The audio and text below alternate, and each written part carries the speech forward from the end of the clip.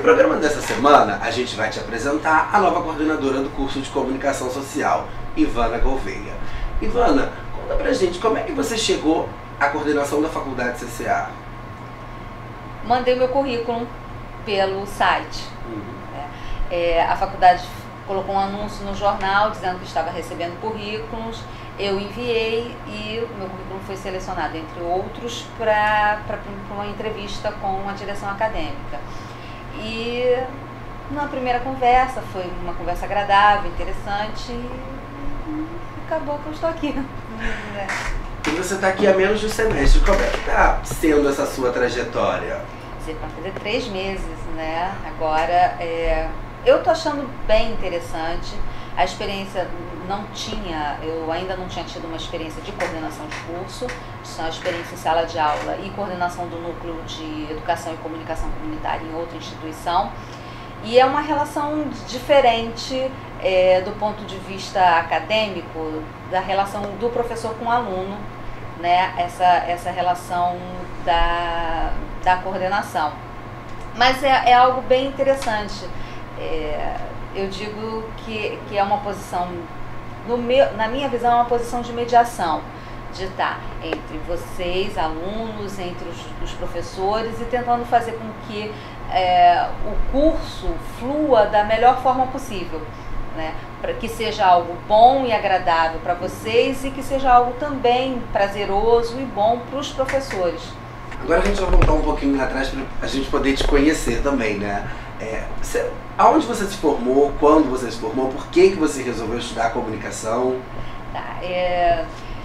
Eu sempre quis fazer comunicação. Lá no 2º grau, ainda fiz 2º grau, era ensino médio. No 2º grau eu fiz um teste de orientação vocacional que deu psicologia, comunicação, e mais algumas, medicina e mais uma outra carreira que eu não lembro agora qual. E a opção naquele momento já foi pela comunicação. E sempre falar, você escreve bem, e eu sempre gostei muito de ler também, e parece que era uma coisa natural fazer comunicação. E eu fiz vestibular para a Faculdade Hélio Alonso, que foi onde eu estudei e me formei, e entrei para o curso sem querer fazer jornalismo. Eu queria a carreira de comunicação, mas eu tinha uma certeza, né, interna, que dizia que eu não queria trabalhar com mídia, com imprensa. Eu sempre achei que era uma relação, mesmo estando de fora, sem ter um conhecimento, sem conhecer ninguém da área, eu sempre achei que era uma relação que não me cabia. Algo que não atendia ao meu desejo profissional, essa relação de mídia, de imprensa, de trabalho como jornalista ou como repórter. Então eu fui fazer comunicação meio sem saber aonde que eu ia parar, né, dentro dessa realidade. Mas ponderei a questão de carreira, de eu já estar fazendo um curso, e continuei na comunicação por orientação dos próprios professores com quem eu conversava muito.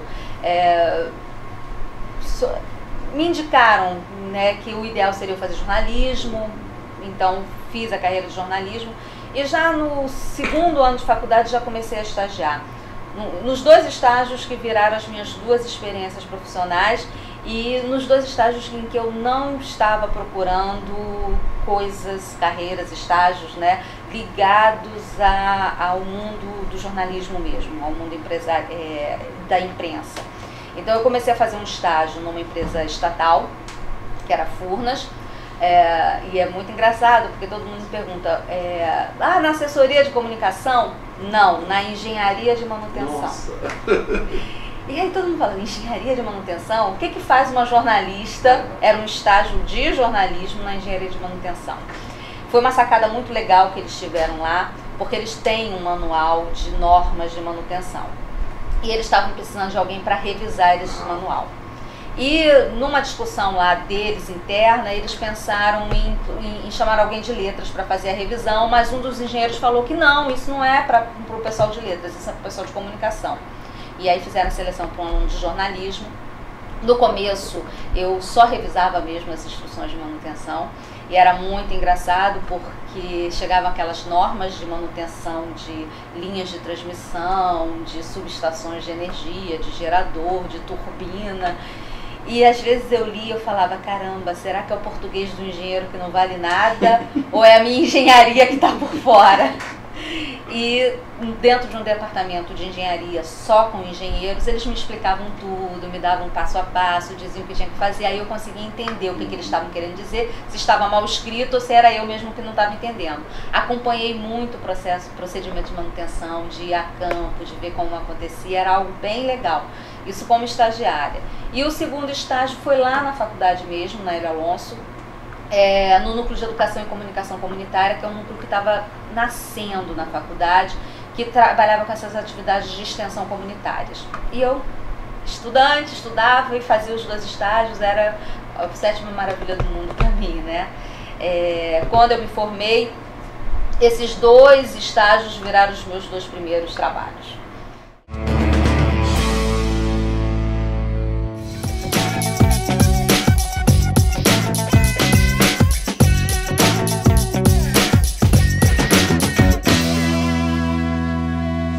Ler A Era do Vazio, Gilles Lipovetsky. Ver Filhos da Esperança, do Alfonso Cuarón. E ouvir qualquer um do Atari Teenage Riot. Por quê? O Atari Teenage Riot é um som contestador, vale a pena ver. Escutar o som deles, ver os clipes, a estética. O Alfonso Cuarón no Filhos da Esperança dá um banho de cinematografia. Direção, construção de personagem, edição. Filme perfeito, completo, além da temática também ser muito rica, ser muito bacana. E A Era do Vazio é um filme que fala de comportamento e que é importante pra gente entender como é que a sociedade contemporânea se manifesta hoje em dia.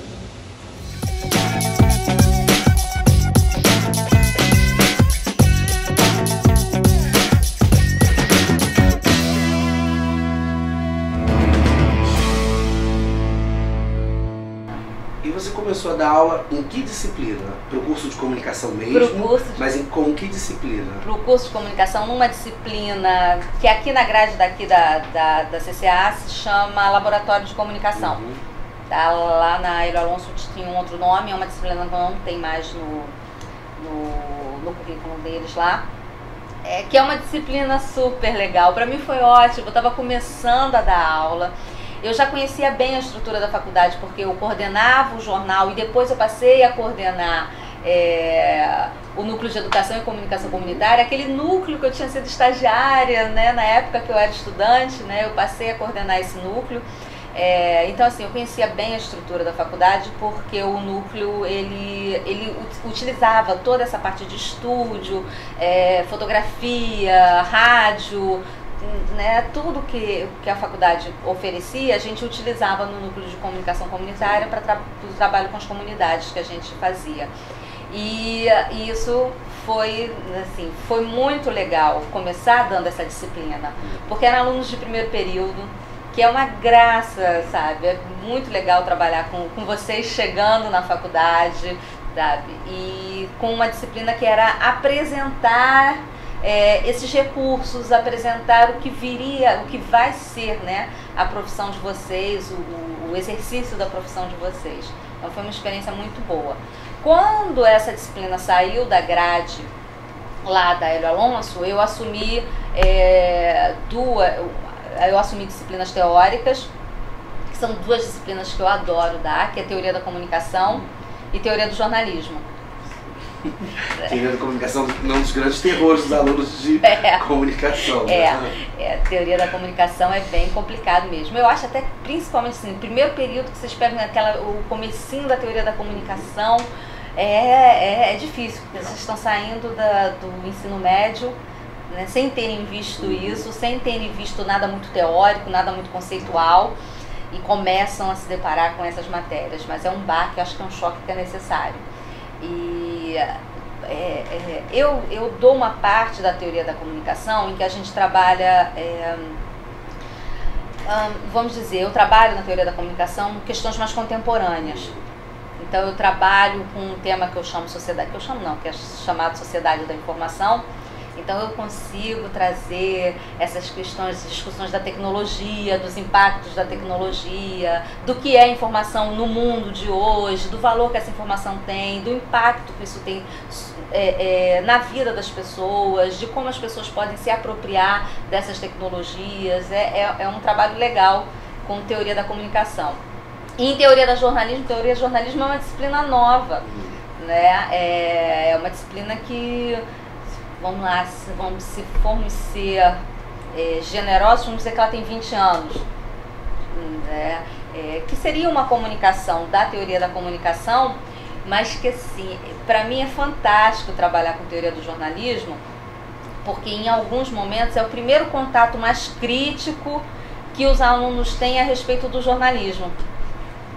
Então vocês vêm numa ânsia muito grande de lidar com os equipamentos, de mexer na máquina, de fazer um programa, de aprender a iluminação e tal, e tal, e tal, e tal. E a crítica a respeito desse fazer, né? Eu quero ser um mero reprodutor dessas técnicas, eu quero simplesmente ser uma pessoa que vai ficar apertando o botão, né, dessas tecnologias, ou eu quero pensar isso, né? Quero formular e quero fazer diferente. E é legal porque isso, mais uma vez, se junta lá aquele meu desejo inicial de não trabalhar com os veículos de comunicação, com imprensa, por uma postura que eu, sei lá, intuitivamente, né, sem nenhum conhecimento teórico, eu já tinha, quando eu entrei na faculdade, uma postura crítica.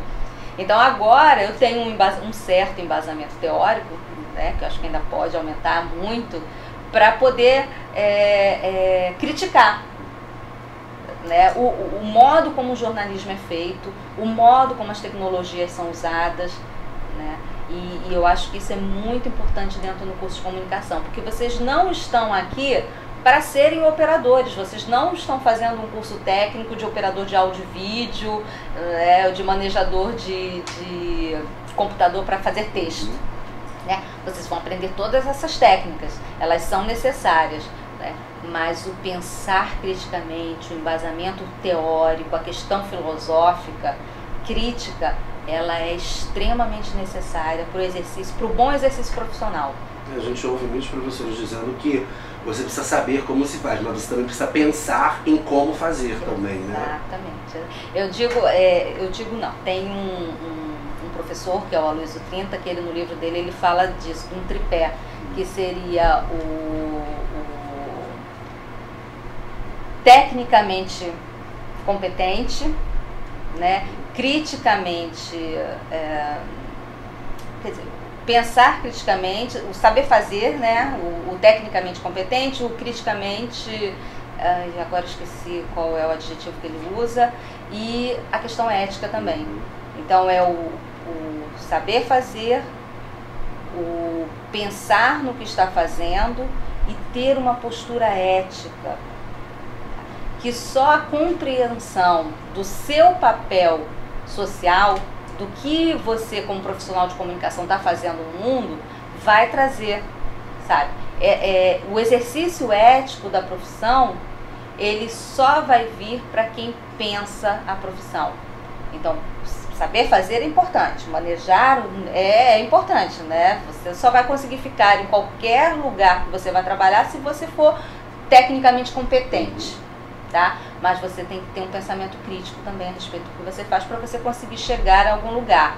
Mas chegar a algum lugar não de qualquer forma, com um compromisso ético que a profissão de comunicação exige. E muitas vezes parece que os profissionais estão abrindo mão desse comportamento ético em função de um comprometimento com o lucro, com o dinheiro, com compromissos empresariais, tá? E esse não seria o nosso papel. O nosso papel seria o papel da mediação social, tornar público o que é público.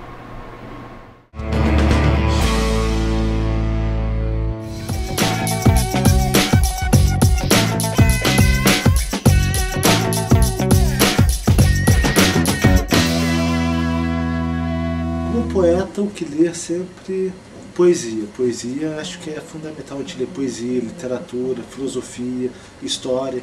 Quanto mais você lê sobre o pensamento humano e como ele foi constituído, mais elementos você tem até para poder utilizar na edição, utilizar na comunicação. Arte, comunicação e religião eles tiveram um princípio muito próximo. Então qualquer leitura que você faça no campo de filosofia e de literatura pode te ajudar muito no campo da comunicação. É muito pessoal, depende de cada pessoa. Tem a música clássica, tem blues, que é bom para ritmo, para edição, música eletrônica. Depende do clima, do tempo e do trabalho que você está fazendo. Você tem música para várias épocas da fase da sua vida e para vários estilos musicais distintos, diferentes. Então qualquer música, quando bem tocada, é interessante de ser ouvida.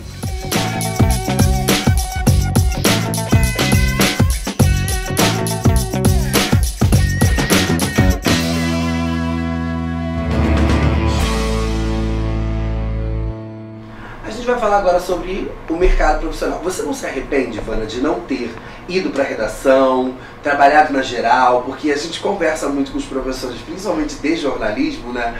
Eles ficam muito encantados com isso. E os alunos muito se encantam com isso. Não, foi importante ter passado pela geral, foi importante ter subido o morro, foi importante ter levado o primeiro trote. Você não sente falta disso?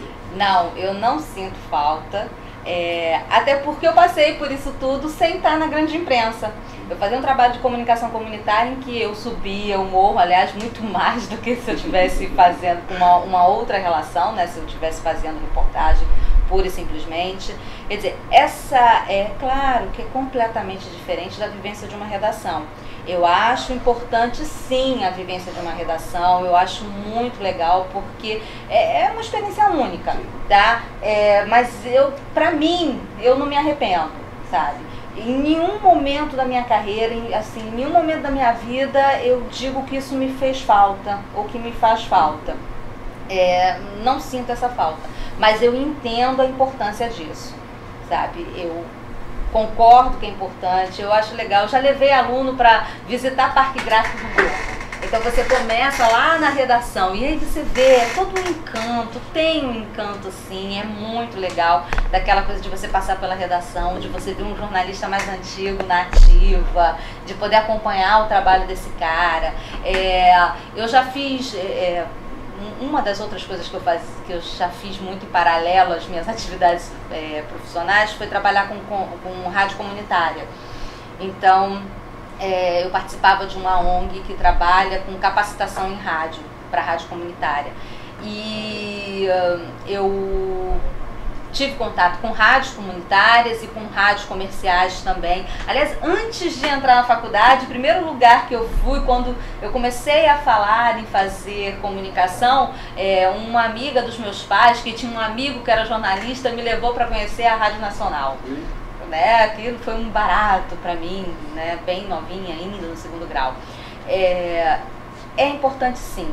Eu já levei também alunos para participar daquele programa que o Jornal Nacional tem, que ele recebe estudantes, fica um dia inteiro lá, vai para a primeira reunião de pauta, às 10 horas da manhã, e sai de lá depois que o jornal é editado.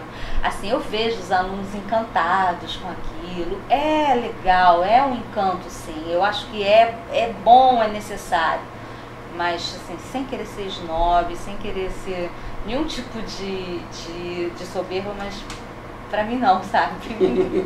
Eu nunca, sabe, pescoção, trabalhando,